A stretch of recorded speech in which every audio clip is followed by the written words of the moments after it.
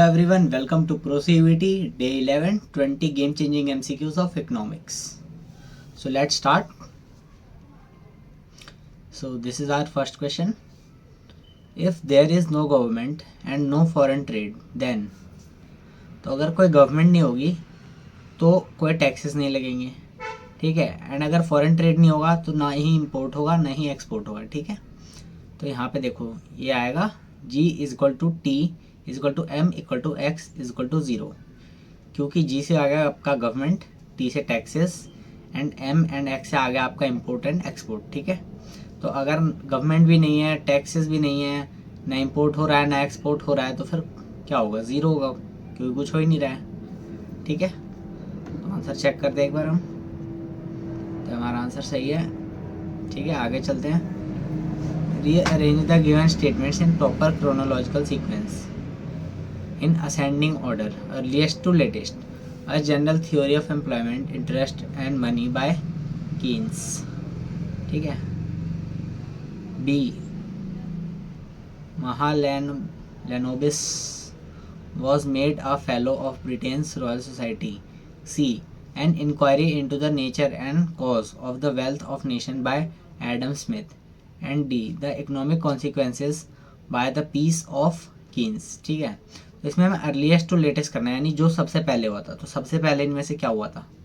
तो सबसे पहले आएगा आपका ये C, an inquiry into the nature and cause of wealth of nation by Adam Smith, ठीक है. इसके बाद आप देखो, इसके बाद क्या आएगा? इसके बाद आपका आएगा ये D, the economic consequences of the peace by Keynes, ठीक है. केन्स जो बोलो आप. तो सी, उसके बाद आएगा डी. ऑप्शंस देखते हैं हम पहले, सी डी किस में है. तो ये आपका फर्स्ट में आ रहा है सी एंड देन उसके बाद डी. वैसे तो सी सिर्फ एक ही ऑप्शन में, तो अगर सी फर्स्ट पे आता तो ये आपका फर्स्ट ऑप्शन आ गया आंसर, ठीक है. एंड उसके बाद आएगा ए, जनरल थ्योरी ऑफ एम्प्लॉयमेंट वाला. एंड उसके बाद आपका आएगा बी, महालनोबिस वाला, ठीक है. प्रोनाउंसिएशन मत जाना. ओके गाइस, तो ये हमारा आंसर है. एंड आगे चलते हैं. Choose the correct statements from the following. A. Adam Smith is termed as father of modern economics. B. J.M. Keynes gave the theory of income, output and employment. C. Four-sector model C plus I plus G plus equal to X minus M. अभी हमने terms पढ़ी थी, ठीक है. And store of the value is primary function of money. और इनमें से पूछा है choose the correct statement from the following. तो इसमें से करेक्ट स्टेटमेंट कौन सा है? देखो, सबसे जो क्लियर आपको दिख रहा होगा कि ये वाला करेक्ट है. Store of value is primary function of money, ठीक है. इसका आंसर आपका थर्ड है. मुझे choose the correct statement from the following. तो आपका ये डी जो है ये आपका दिख गया कि ये अलग है, ये सही नहीं है, ठीक है. एंड आपका ए बी एंड सी इसमें करेक्ट पूछा है ना. तो ये रहा, फोर सेक्टर मॉडल में आपका ये वाला है, तो आपका ये सही है, ठीक है. इसके बाद आप इसके ऊपर जाओगे आप ये बी वाले पे. तो J M Keynes gave the theory of income, output and employment, ठीक है. तो ये भी ठीक है. एंड आपका फिर ए पे आओगे, Adam Smith is termed as father of modern economics. तो ये भी ठीक है. एडम स्मिथ के बारे में भी हमने पढ़ा भी इस वाले में. ये रहा एडम स्मिथ ने क्या दिया था, ठीक है. इंक्वायरी इनटू द नेचर, ये वाला. तो आपका ये फोर्थ गड़बड़ है, ये तीनों ठीक है. ए बी सी ओनली, ठीक है. तो आप ए बी सी देखोगे यहाँ किसमें ए बी डी ओनली है. ए बी, ये रहा सेकंड आपका ए बी सी ओनली, ठीक है. तो आपका आंसर आ जाएगा ये सेकंड वाला, A B C only. Next पे चलते हैं. Fourth, when elasticity of demand curve is 1 at every point on the demand curve, this curve is known as. तो इस कर्व को हम क्या बोलेंगे, ठीक है. तो जब आपको पता होना चाहिए, जब आपका इलास्टिसिटी ऑफ डिमांड जो है वो 1 होता है एट एवरी पॉइंट, तो आपका जो डिमांड कर्व है वो बनेगा रेक्टेंगुलर हाइपरबोला, ठीक है. 3. तो आपका आंसर आएगा रेक्टेंगुलर हाइपरबोला. नेक्स्ट पे चलते हैं. Which of the following are correct statements. इसमें हमें करेक्ट स्टेटमेंट बताना है, ठीक है. एंड इसमें आपको 3 यहाँ दे रखे हैं, फोर्थ ऑप्शन आपका नेक्स्ट पेज पे, ठीक है. तो इनमें से आपको बताना है कौन सा करेक्ट है. और ऑप्शन देखोगे तो आप कोई 3 ही करेक्ट है, 5 ऑप्शन दे रखे हैं, 3 ही कोई करेक्ट होंगे। तो आपको एक एक करके देखते हैं कौन सा करेक्ट है कौन सा नहीं। तो marginal utility is the change in total utility due to the consumption of 1 additional unit of commodity. क्या ये सही है? हाँ जी सही है ये तो ये तो हमारा करेक्ट है। तो ए इन तीनों ऑप्शंस में है, ठीक है। इसके बाद अब बी पे देखते हैं। अगर बी करेक्ट हो गया तो फिर हमारा आंसर ही आ जाएगा। अगर बी करेक्ट नहीं हुआ, लेट से सी करेक्ट हुआ तो हमारा ये आ जाएगा, ठीक है। एंड डी करेक्ट हुआ तो ये आएगा आंसर। तो एक और ऑप्शन हमें चेक करना है एंड उसके बाद आप हमें पता चल जाएगा क्या सही आंसर है, ठीक है। तो बी पे आते हैं। Two indifference curves intersect each other. तो नहीं ये तो गलत है, ठीक है। उसके बाद सी पे चलते हैं। Marginal utility become zero at a level when the total utility remains constant. तो ये सही है। अगर मार्जिनल यूटिलिटी जीरो हो जाती है जब टोटल यूटिलिटी सेम रहती है, ठीक है। तो सी सही है हमारा, तो ए एंड सी सही है। तो ये सेकंड में है हमारा ए एंड सी, उसके अलावा और किसी ऑप्शन में है ही नहीं, ठीक है। तो हमारा ये ऑप्शन आंसर हो जाएगा। एंड ई भी है सही इसके हिसाब से, ठीक है। तो ई भी पढ़ लेते एक बार। Indifference curve slopes downwards from left to right. तो ये भी सही है, ठीक है। तो A C E second option हमारा आंसर है। Okay. 6. Dash is a market where economic agents can freely exchange their endowments with each other. ठीक है। Option 1 market economy, option 2 centrally planned economy, option 3 aggregate demand based economy and option 4 aggregate supply based economy, ठीक है। तो इतना तो आपको पढ़ना है, आगे बढ़ना ही नहीं था जब आपको पढ़ रखा होगा आपने, ठीक है। तो पहले ही ऑप्शन जो है सही है, मार्केट इकोनॉमी, ठीक है। Market economy is a place where economic agents can freely exchange their endowments, ठीक है। नेक्स्ट पे चलते हैं। तो आपको पैसेज दे रखा है एंड ये 2 पेज का पैसेज है, इसको पढ़ के आगे क्वेश्चन आंसर करना है आपको, ठीक है। एंड ऑप्शंस भी आगे बड़े बड़े हैं, ये देखो, ठीक है। तो आप पहले वीडियो पॉज करके ये पढ़ सकते हो, क्योंकि जब आप खुद से पढ़ोगे लाइन बाय लाइन तो आप ज़्यादा बेटर आंसर कर पाओगे, ठीक है। तो ये पॉज करके आप पढ़ लेना, ठीक है। ये इकोनॉमी के बारे में है, या आपके कहीं ना कहीं ये पैसेज जनरली आपने पढ़ा होता है, या तो ये बुक से उठाए होते हैं या किसी आर्टिकल से। तो अगर बुक से उठाया कोई आर्टिकल, मतलब आई मीन ये पैसेज, तो आपने पढ़ रखा होगा ऑलरेडी, ठीक है। तो आपको ज़्यादा ऐसे वो नहीं होगा कि कोई नई चीज़ आ गई है। बट अगर किसी आर्टिकल से आया और अगर आप आर्टिकल वगैरह पढ़ते रहते हो, अगर इकोनॉमिक्स न्यूज़पेपर वगैरह, तो फिर आपको वो भी सीन मिल सकता है, ठीक है। कोई नई चीज़ नहीं रहेगी आपके लिए। तो ये तो वैसे आपने बुक्स वगैरह में आपने पढ़ रखा है, ठीक है। तो आप आगे चलते हैं हम क्वेश्चंस पे, आप पढ़ लेना। तो 7th क्वेश्चन हमारा, according to the passage which of the following statement was true about Indian industries products. तो कौन सी चीज़ सही है इंडियन इंडस्ट्रीज प्रोडक्ट्स के बारे में, ठीक है। तो इसमें आप आओगे तो फर्स्ट है, Indian products were inferior quality and cheap in the world wide market. नहीं, ऐसा तो नहीं था, ये गलत है, ठीक है। फिर सेकंड पढ़ते हैं, Indian products were promoted by the colonial government and competed with other countries markets also। ये भी सही नहीं लग रहा वैसे। Indian products enjoyed a worldwide market based on quality of material used and the high standard of craftsmanship। तो देखो ये सही है, क्योंकि जो इंडियन प्रोडक्ट्स थे वो वर्ल्ड वाइड बहुत ज़्यादा फेमस थे, क्योंकि हम क्वालिटी ऑफ मटेरियल जो था वो हम बहुत अच्छा यूज़ करते थे, एंड जो हमारे क्राफ्टमैन थे वो बहुत ज़्यादा स्किल्ड थे, तो बहुत अच्छा प्रोडक्ट बनाते थे, ठीक है। तो इसलिए थर्ड स्टेटमेंट सही लग रहा है। एंड इसमें एक ही ऑप्शन होगा आई थिंक। तो अगर ये सही आ गया तो फिर बाकी फोर्थ भी गलत ही होगा वैसे, पर एक बार पढ़ लेते हैं। Indian products raw material for primary goods were imported from the other countries and it help to increase export. नहीं, ये भी गलत है। तो थर्ड ऑप्शन है हमारा answer 13, Indian products enjoyed world wide market based on, ठीक है। तो ये हमारा सही है। नेक्स्ट पे चलते हैं। ये भी देखो इतना बड़ा सा क्वेश्चन है, इतने सारे ऑप्शन है। तो इसमें अब what was the countries growth of aggregate real output during the first half of the 20th century। 20th century में जो फर्स्ट हाफ में क्या ग्रोथ थी वो पूछा है इसमें, ठीक है। तो option A, the countries growth of aggregate real output was less than 2% coupled with a merge of 1% growth in per capita output per year। नहीं, ये नहीं है। The countries growth of aggregate real output was less than 2% coupled। भाई ये मैं अपनी मर्ज़ी से नहीं पढ़ रहा हूँ, आप पैसेज पढ़ोगे तो उधर से आंसर करना है आपको, ठीक है। आप पैसेज पढ़ोगे, आपको वैसे ही 4 ऑप्शन पढ़ोगे तो नहीं समझ आ जाएगा कौन सा सही है कौन सा नहीं, इतना पढ़ना भी नहीं पड़ेगा आपको, पर मैं आपको पढ़ के दिखा रहा हूँ एक्सप्लेन करने के लिए, ठीक है। फिर ये सी वाला भी रियल आउटपुट लेस देन 2%, ये भी आपका कपल्ड विथ मच एंड 1.5% पर, ये भी गड़बड़ है। The countries growth of aggregate real output was less than 2.5% coupled with mayor 0.5% of 0.5% growth per capita, ये भी सही नहीं है। ये वाला देखते हैं। The countries growth of aggregate real output was less than 2%, ठीक है, with merge 0.5% growth in per capita output per year. हाँ ये सही है, देखो है ना, ये वाला देखो, इसमें ये बाकी सब में ये तो ऊपर का सेम है, less than 2%, less than 2%, but ये देखो ये वाला यहाँ पे आता है सही, ठीक है, 0.5% growth in per capita output per year, ठीक है। तो ये पॉइंट जो है आपको पॉइंट्स ध्यान रखना है। ये पॉइंट आपने अगर पढ़ा होगा पैसेज में, आपको ध्यान होगा, वैसे भी आपने बुक से पढ़ा होगा, तो आप आंसर सही मार्क कर दोगे, ठीक है। तो हमारा 4th आएगा इसका आंसर, ठीक है। आगे चलते हैं। Choose the economist who estimated India's national income and per capita income. तो यार ये तो जीके टाइप वाला क्वेश्चन हो गया कि आपको पता होना चाहिए, ठीक है।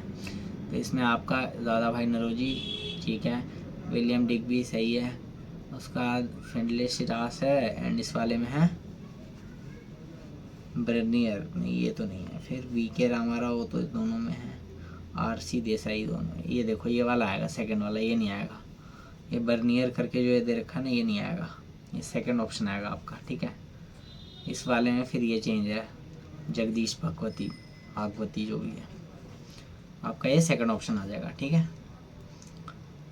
ये देखो William Digby, Findlay Shirras, okay. Next पे चलते हैं हम। What kind of interest was the colonial government concerned with in the economic policy of Indian industries? Option 1, to promote handicraft industries of India, promote and protect small scale industries of India, नहीं, protect and promote economic interest of Indian industry along with their home country, नहीं, India का तो उन्हें पढ़ी ही नहीं थी कुछ, ठीक है। तो इंडियन इकोनॉमिक इंडस्ट्री को क्यों प्रमोट करेंगे, प्रोटेक्ट करें। Provide protection and promotion of the economic interest of their home country, हाँ ये सही है, ठीक है। उनको सिर्फ अपनी कंट्री की थी, हमारी की थोड़ी थी। ये वाला सही हो सकता था, पर इसमें बोल रहे हैं Indian industry along with their home country, नहीं भाई, इंडियन इंडस्ट्री की उन्हें थोड़ी पड़ी थी। इंडियन इंडस्ट्री को तो एक्सप्लॉइट कर रहे थे, उन्हें क्या फ़र्क पड़ रहा है, वो तो प्रोटेक्ट प्रमोट क्यों करेंगे, वो तो सिर्फ अपनी कंट्री के लिए कर रहे थे, ठीक है। तो provide protection and promotion economic interest of their home country, ठीक है। नेक्स्ट पे चलते हैं।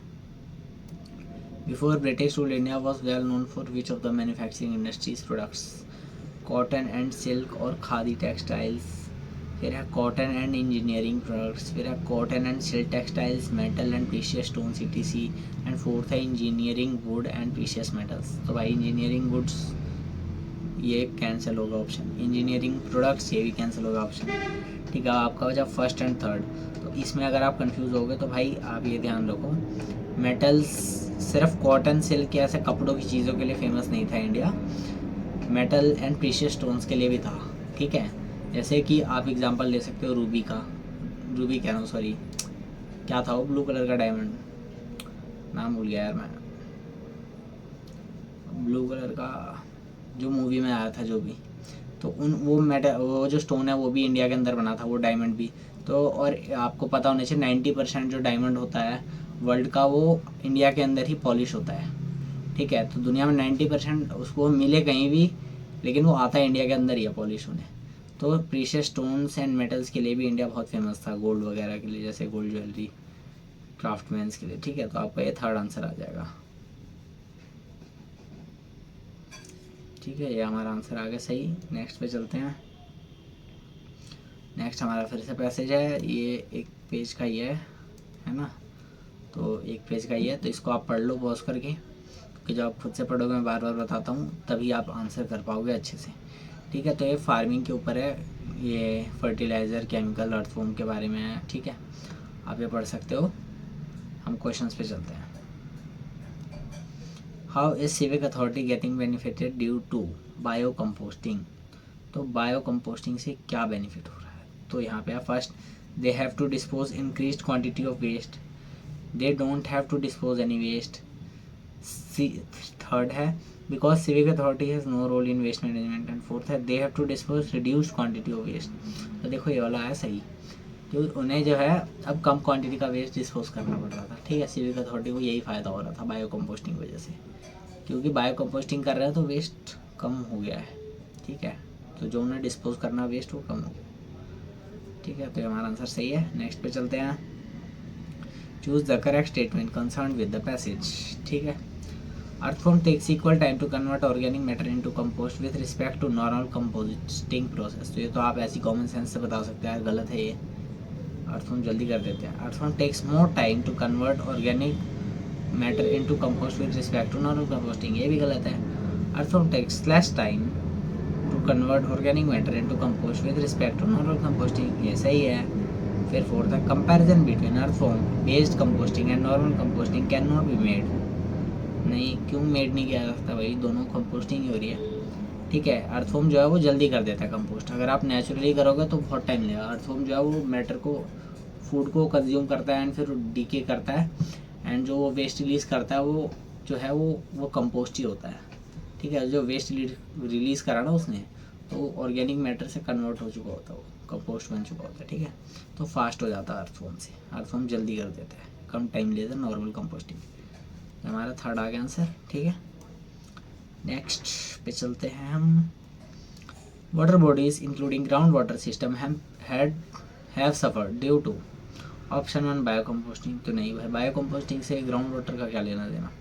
फिर ऑप्शन 2 है chemical contamination and increase demand for irrigation. तो हाँ, ये मैटर करता है। थर्ड है ऑर्गेनिक फार्मिंग। तो ऑर्गेनिक फार्मिंग से ग्राउंड वाटर को कोई फ़र्क नहीं पड़ता भाई, ठीक है, ना ही सॉइल को कोई फ़र्क पड़ता है, उल्टा और सॉइल अच्छी होती है एंड ग्राउंड वाटर को भी ऐसे कोई खास। फिर फोर्थ है इंक्रीज फर्टिलिटी ऑफ लैंड। तो फर्टिलिटी से वाटर का क्या लेन देना, तो भाई ये आएगा second. Water bodies including ground water system have suffer due to, तो इसी वजह से ये केमिकल कंटेमिनेशन हो जाता है। जब आप ऑर्गेनिक फार्मिंग नहीं कर रहे हो तो आप केमिकल पेस्टिसाइड्स जो केमिकल से बने होते हैं वो स्प्रे कर रहे हो, तो उससे जो वाटर बॉडीज है वो कंटेमिनेट हो जाती है एंड वो धीरे धीरे जब ग्राउंड में सोक होता है, केमिकल सोक होता है, तो धीरे धीरे वो है अर्थ के अंदर चला जाता है। आई मीन वाटर टेबल जो है वहाँ तक पहुँच जाता है, तो अंडरग्राउंड जो वाटर है वो भी कंटेमिनेट हो जाता है। अगर किसी एरिया में बहुत ज़्यादा केमिकल यूज़ हो रहा है तो वहाँ का ग्राउंड वाटर जो है मोस्टली मोस्ट चांसेस क्यों कंटेमिनेटेड होगा, ठीक है। तो ये हमारा आंसर सही है second, chemical contamination has increase demand for it. Next पे चलते हैं हम। 15 question. In certain parts of the country cattle are maintain only because they. Option 1 produce milk to increase income of farmers. Option 2 produce cow dung. क्या, produce dung which is an important fertilizer and soil conditioner, ठीक है। फिर third है work as insect repellents and fourth है are a symbol of traditional ethics and values. तो इसमें आप हो सकता है चारों में कंफ्यूज हो जाओ, या हो सकता है फर्स्ट सेकंड एंड फोर्थ में कंफ्यूज हो जाओ, but certain parts of country cattles are maintain only because they आएगा ये। Produce dung which is an important fertilizer and soil conditioner, ठीक है। मिल्क भी है ऑफ कोर्स कि मिल्क से उनकी इनकम बढ़ जाती है, बट ये आएगा सेकंड ऑप्शन हमारा, क्योंकि यहाँ पे क्वेश्चन के हिसाब से ये आएगा आपका आंसर। वैसे तो ये भी है रीज़न, लेकिन यहाँ पे क्वेश्चन के हिसाब से एंड चारों ऑप्शंस को देखते हुए आप ये आंसर मार्क करोगे सेकंड वाला, ठीक है। एंड ऑल्सो डिपेंड्स कि पैसेज में आपने क्या पढ़ा। अगर पैसेज से क्वेश्चन आ रहा है तो फिर वहाँ पे आपको अपना दिमाग नहीं लगाना है, जो पैसेज में दे रखा है उसके हिसाब से बताना है आपको, ठीक है। 16 पे चलते हैं हम। What should be suitable title for the above passage. तो देखो इस पैसेज में आपने बेसिकली कंपोस्टिंग के बारे में पढ़ा, अर्थवर्म्स के बारे में पढ़ा, ये कैसे वो कंपोस्टिंग को जल्दी कर देते हैं, ठीक है। तो उसके हिसाब से आप सोच के बताओ क्या होना चाहिए। यूज़ ऑफ केमिकल फर्टिलाइज़र, नहीं। ट्रेडिशनल नॉलेज एंड प्रैक्टिस, हाँ मे भी हो सकता है, ठीक है। फिर एक है बायो पेस्ट कंट्रोल एंड एक है बायो कंपोस्टिंग। देखो मेन फोकस में कंपोस्टिंग वगैरह के ऊपर था, अर्थवर्म के ऊपर था, तो बायो कंपोस्टिंग आएगा इसका, ठीक है। तो इसका आ जाएगा फर्स्ट ऑप्शन, क्योंकि मोस्ट सूटेबल होना चाहिए। बस चेक कर लेते एक बार सही है या नहीं, और हम सही हैं, ठीक है। फिर आगे चलते हैं। Identify the correct set of statements. A ex ante saving represents what is actually plan to save, ठीक है। तो ये ठीक लग रहा है वैसे। Ex post saving represents what is actually plan to save, अगर ये सही हो गया, ठीक है, अगर मान लो, देखो कॉमन सेंस, कि अगर आपका फर्स्ट वाला सही है, ex ante saving represent what is actually plan to save, तो फिर एक्स पोस्ट भी वही चीज़ कह रहा है, तो इन दोनों से कोई एक ही सही होगा, और अगर ए सही है तो बी सही नहीं है फिर हमारा, ठीक है। फिर सी पे चलते हैं, x post saving depicts what actually happened, ठीक है, तो ये सही है फिर। एंड फिर आ गया एक्स एंटे पोस्ट सेविंग, तो एक्स एंटे का मतलब ये हो गया, तो फिर ये तो हो ही नहीं सकता। एंड एक्स पोस्ट का मतलब अगर ये है तो ये नहीं हो सकता, तो ए एंड सी सही है सिर्फ, ठीक है। तो ए एंड सी, ये रहा सेकेंड ऑप्शन हमारा, A and C only correct है, ठीक है। चेक कर लेते हैं ये सही है, आगे चलते हैं। Identify the correct statement in the context of circular flow of income in two sector economy. तो देखो टू सेक्टर इकोनॉमी में आपने वो चार्ट जो है फिगर भी दे रखा है, आपने पढ़ा होगा, हाउस होल्ड एंड फर्म्स वाला, ठीक है। उसमें कई तरीक़ों से एक्सप्लेन कर रखा है two sector economy, circular economy, अलग अलग चीज़ें, तो आपने वो अगर बुक में पढ़ा हो तो आपको ध्यान होगा, ठीक है। तो अब वो आप चार्ट रिमेंबर करो एक बार कि टू सेक्टर इकोनॉमी में क्या था, सर्कुलर इकोनॉमी में क्या था, ठीक है। टू सेक्टर इकोनॉमी, तो अब आप ऑप्शन पढ़ो, household receives factor income from firms, household invest while firm saves, firm produce goods and services, and household supplies factor services to government. तो देखो अब आप इसमें कंफ्यूज मत हो ना, इसमें आएगा आपका third option, firms produce goods and services, two sector economy की बात हो रही है, ठीक है। तो टू सेक्टर इकोनॉमी में आपका आएगा सही ये वाला, ठीक है, firms produce goods and services, okay.